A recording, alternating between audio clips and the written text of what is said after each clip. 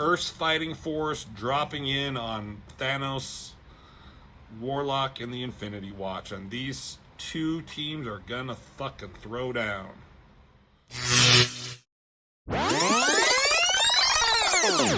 Hey everyone, welcome back to Norton Man Reviews. We are continuing the Infinity War saga. Not to be confused with the Infinity War movie, which is totally different. And I don't know what's better. You can't say one is better than the other. They're completely different. So fuck you. That Infinity War movie is pretty good. But this Infinity War comic is also pretty good. Anyways, we're at issue number 3 in Death in a Distant Dimension. Lots of going on here. Not as cool of cover as the last two with, the big, the thing here, the big fighting here, and the big, lineup here. This is just, it's fine. It's a three page cover, so this would be cover 1, just these guys right here. So anyways, where did we leave off last time? Oh yeah, the heroes were fighting each other because of a doppelganger, Reed Richards and Iron Man being assholes, and they left them with a gamma bomb that exploded in 4 Freedoms Plaza, essentially killing everybody, right? Of course not, that's not going to happen. So the top of the building explodes. Jim Starlin writer, Ron Lim penciler, Al Milgram inker. But Invisible Woman, using her invisible force fields, captured the gamma bomb and redirecting it with everything she's got. But there's going to be nuclear radiation. So she's like, Thor, I need you to do something about that. So Thor's right there. And I will be remiss if I haven't mentioned this version of Thor is one of my favorites. This is the Eric Masterson Thor. He has the beard. He has the helmet. A lot of people don't like this version of Thor. As a kid, I knew of Thor for a long time, but when I started reading comic books and when my dad started getting me comic books, this is the Thor that I knew and loved. So I really do enjoy this guy. This is the guy who eventually became Thunderstrike. I got a bunch of his comics. I'm probably going to look at them, but I need to find them and sort through them. Anyways, Thor uses his whirlwind powers and creates a tornado and sends the radiation and everything out into space. So, crisis averted. Big explosion, but it's fine. We're all good. The Fallout is on its way to outer space. He's like, good. Now you two motherfuckers right here, what did you do to my husband, buddy? She's pointing at Iron Man. He's like, wait a minute, I'm the guy. Oh, yeah, that's right. I like you, Mr. Fantastic, not Iron Man. But before they get any answers out of these two phonies, a portal opens, Magus and Thanos appear. Now, this is not the real Thanos. This is a different doppelganger version of Thanos. But these guys don't know that, right? They just see Magus and Thanos suddenly coming and taking these guys. They're like, oh my god, that was Thanos, and that guy looks like Adam Warlock. Now, Magus, it was explained in the last one, is a weird evil side of Adam Warlock that was expelled from his body during, when he had control of the Infinity Gauntlet. Adam Warlock did. It's this whole weird thing. He had to become truly perfect being with omnipotence. He expelled good and evil from his body subconsciously, and somehow it became the Magus, who's also a future version of Adam Warlock. I don't know. It's kind of all confusing, but so when they see this guy, they think of Adam Warlock. So they already didn't really trust Adam Warlock, and now they see Thanos helping these two assholes. They're like, oh, so that's some bullshit. And so they're like, well, they were talking about a cosmic event that Reed Richards was studying. It's like, maybe we can check it out on his computer, see what he was looking at. Maybe that'll give us some answers. And this guy, I forget his name. I think he was on Alpha Flight. Shaman? He mentioned as soon as they appeared, he felt like a wave of mystical energy.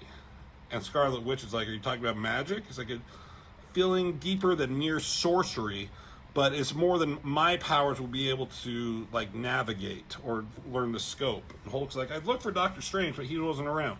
Doctor Strange is fucking around with Galactus right now. Because Galactus is also...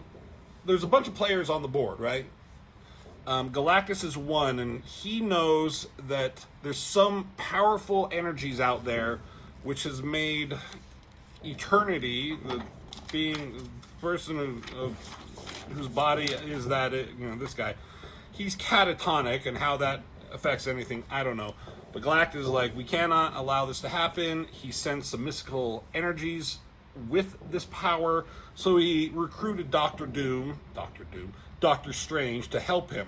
So they're tracking it currently. Silver Surfer's there with Nova, and they're going through this corridor through certain planes that he's navigating. He's struggling. Galactus like, don't want excuses, I want results, motherfucker.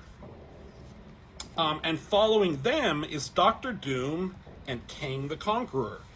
Doctor Doom also, like a lot of like really smart people, like figured out that, we're tracking these energies. Reed Richards was doing it back here as well somewhere.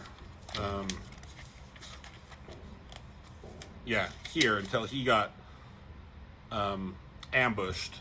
But that's what he was doing here.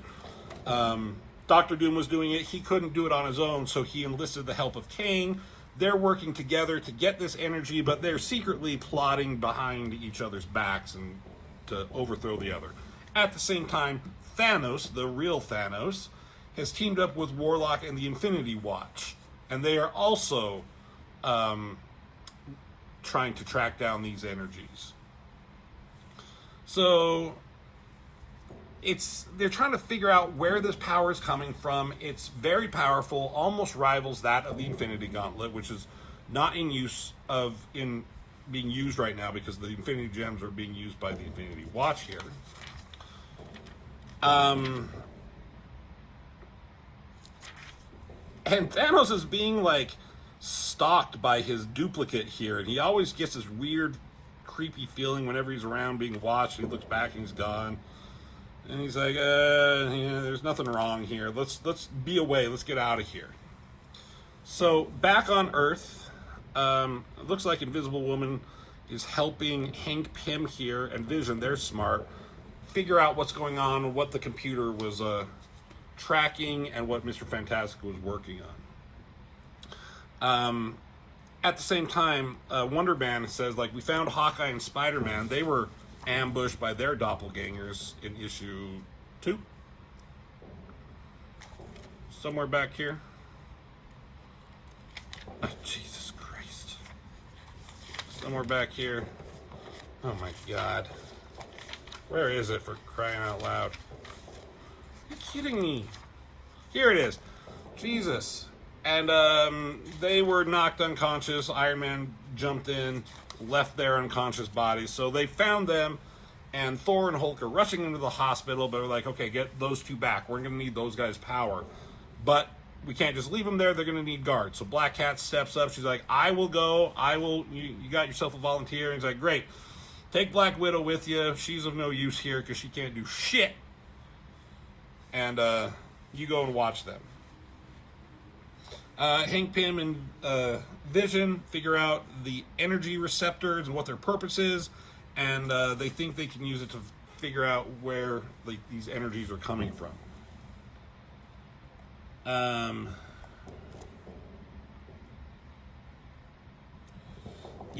Reed Richards actually already pinpointed the location. The coordinates are here. But getting there is going to be a problem because of the mystical energies that we talked about earlier. But Scarlet Witch is like, I might be able to help with that. At the same time, Magus and Thanos and these guys here, Magus essentially, he's watching all these guys. He has cameras everywhere. He's maneuvering the pieces around the board for certain reasons. And he kind of talked about how these guys are insignificant. Thanos and Warlock are the major players, but everyone has their role to play, including Galactus. And so now, back on Earth, these guys are trying to figure out how they're going to go to these coordinates. What they're hoping to find, I'm not really sure. honestly, what their like objective is there, they must be thinking like they need to stop Thanos and Adam Warlock. That's essentially what they're doing. Scarlet Witch brings in Agatha Harkness, who's an old lady usually. She was played by Catherine Hahn in the MCU, and does a good job, but it's a very different kind of a character. And this guy, Dr. Druid, who Wonder Man doesn't like, but it doesn't matter, she vouches for him. And between the four of these guys, they can almost do what Doctor Strange does. So they are going to use their magical powers along with Reed's scientific pinpointing coordinates, and then they're going to go off. They're talking about Captain America sent Quasar to talk to his cosmic buddies to get any more answers. That's where they find out what's going on with Eternity. Doesn't matter now. Come back. We're going to need you, Quasar. Back with Galactus, Doctor Strange's like, hey, I think we're coming up on it. Like, we're almost there. And Magus makes a point to realize that Galactus is proceeding way too fast than he's supposed to. He's doing it faster than expected. Gonna have to slow him up a bit, Galactus and these guys. So he just walks over, nonchalantly presses a button, and Galactus senses something, and his ship explodes. It fucking explodes. Are you kidding me? Just a press of a button, and Magus is able to destroy Galactus and his ship. And he's like, that should do the trick. That should slow him down a little bit. And Thanos, the fake Thanos, he's like, dude, you are so powerful that with a mere flick of a button, you can destroy Galactus' ship, yet you, like, yearn for more power? He's like, yeah, my dreams are grander, my vision clearer. He's like, do you understand what I'm saying? He's like, not really. Yeah, I didn't think you did. Doctor Strange, Dr. Doom and Kang were following Galactus, and I think, were they going to be detected? I don't know. But it doesn't matter now. They're taking this opportunity with Galactus ship being destroyed. They're going to just, like, plow through. They got some cloaking technology and everything, so not even Magus knows about these two. He knows about everybody else, but he's not aware of Doom and Kang. And yeah, just like these little inner thought bubbles. The prize will be ours, but then he says, and then Doom I shall, with deeply felt satisfaction, and then it continues with Doom, terminate our partnership. Your technology I envy and covet, Kang, but you. They just don't like each other. They're going to take each other out. It's kind of funny. So back, they show Black Widow and Black Cat looking over Hawkeye and Spider-Man. Was Black Widow ever a thing with Hawkeye here? I know they were friends in the movies, but I like they just leave their masks on. Like, we'll be polite. We won't do anything with them. And these two are just talking about, like, it sucks that this is what our job is, but with all the cosmic crazy shit going on and our power levels such as they are, like, we can't really do anything else. This is the best we can do. Back in Magus, he's kind of ranting and raving to himself about his godly stature and the power that he possesses.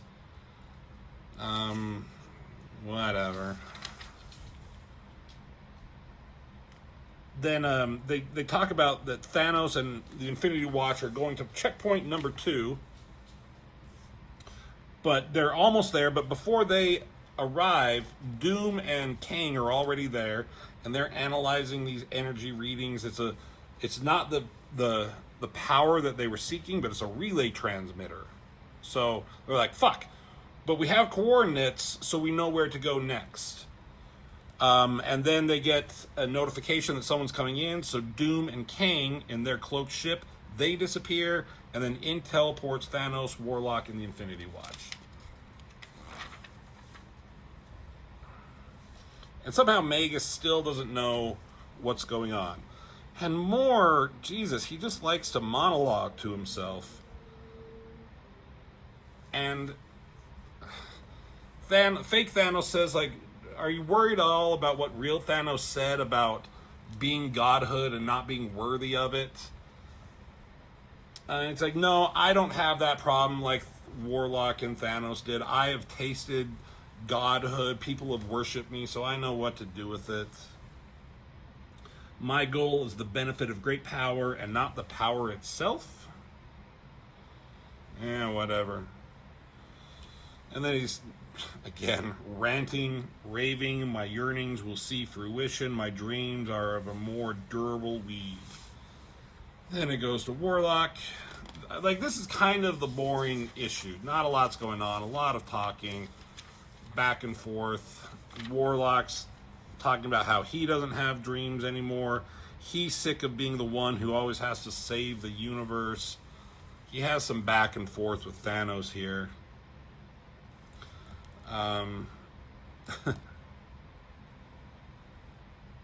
This fragile reality once again needed saving from your mad ambitions, he was saying to Thanos when he had the Infinity Gauntlet.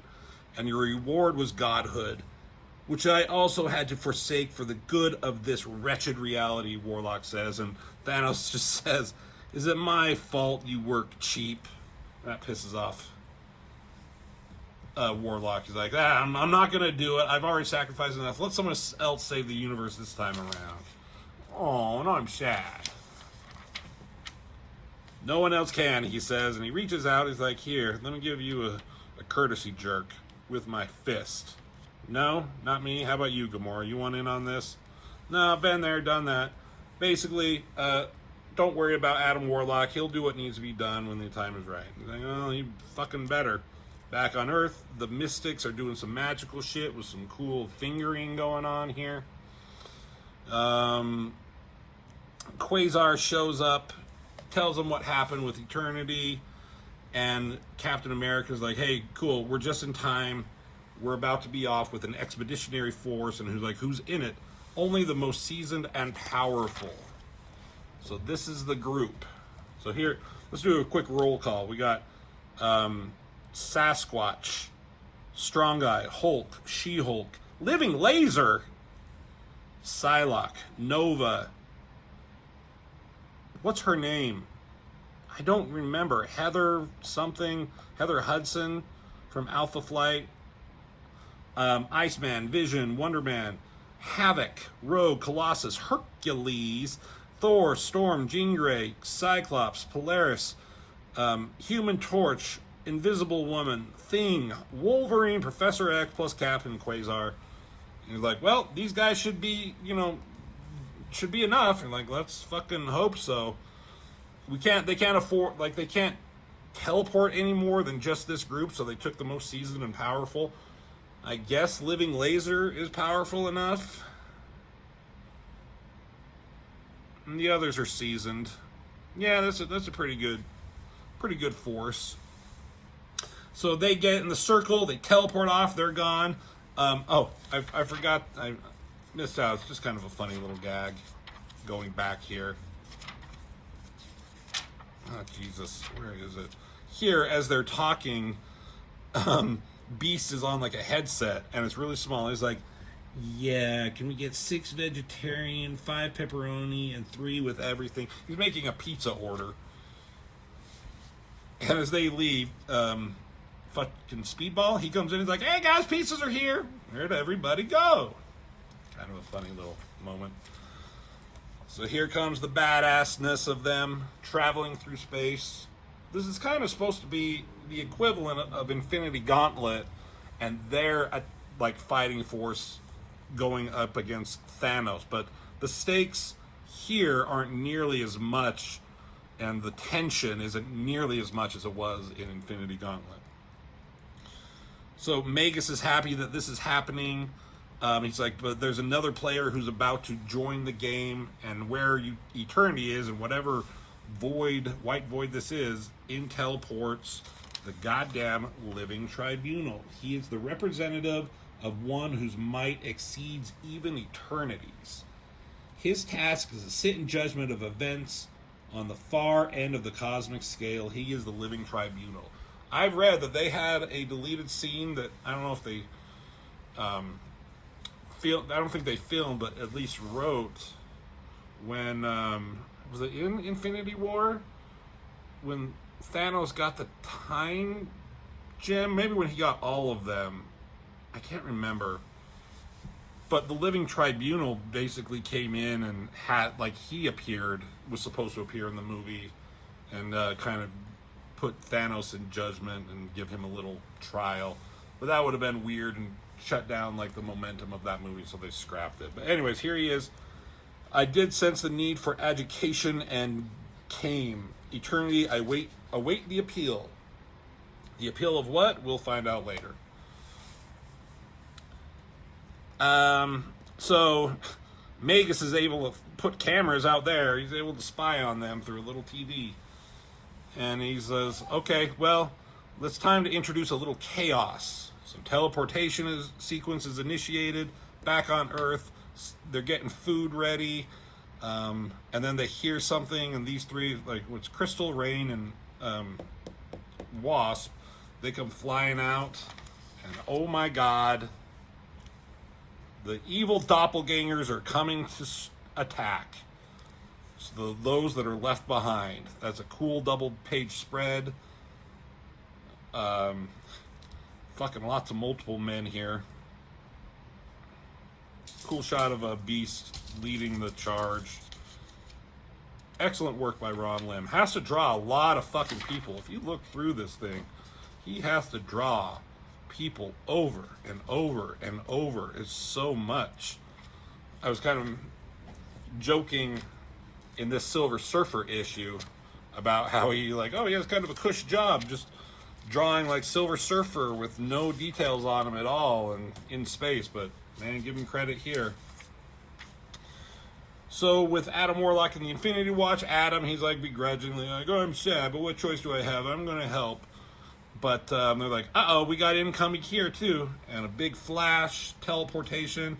Thanos says, damnation. There they are.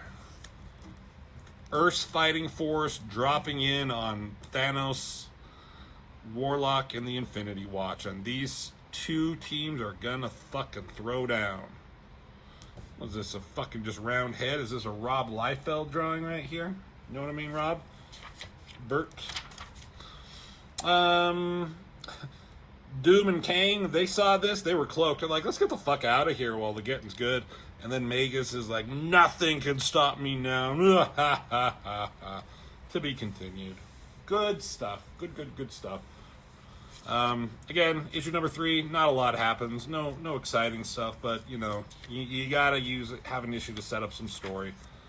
And this is gonna be the exciting one come next round. So there you go. Infinity War number 3. 6 issues in all. We're getting through it and we're having a good time. Applause that. Hit like and subscribe, and I will see you in the next video, motherfuckers.